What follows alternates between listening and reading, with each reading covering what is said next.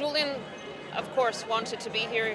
He requested to be in court, but his health is also not in good condition. He was sick over Christmas. He's had a cough since then, and I don't know exactly how he was this morning.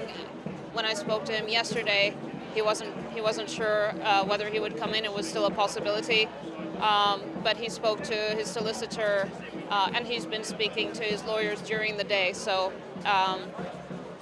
he's following how things have gone. They're anything but assurances. These are conditional. They're qualified. They say that they won't torture him unless he does something that justifies his own torture.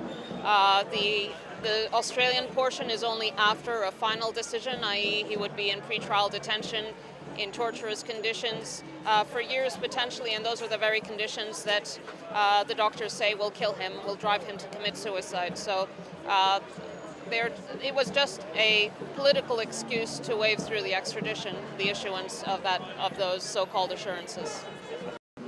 The previous ruling was a 3-page slapdown without any engagement in the legal arguments. At least this time round, we've been able to air the arguments in court, which are each of them extremely compelling, involving, the fact that Julian wouldn't have First Amendment rights according to the U.S. government if he were taken to the United States, the fact that there is a real risk of a death penalty because they could shift the classification of the charges or enhance a sentence to involve death penalty once he was on U.S. soil.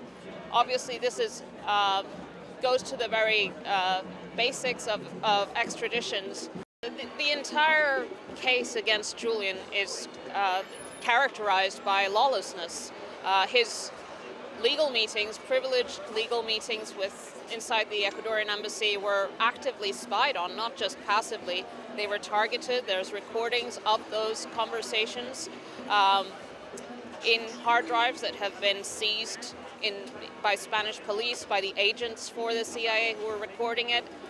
This is how it came about. Then the indictment came after that in that context, and also in the context of a Trump administration that saw the press as the enemy of government and wanted to set a precedent that could be then used against the rest of the press. And this is what all the press freedom organizations and all the legal departments of the major newspapers have drawn attention to, that this is a precedent-setting case that criminalizes journalistic activity.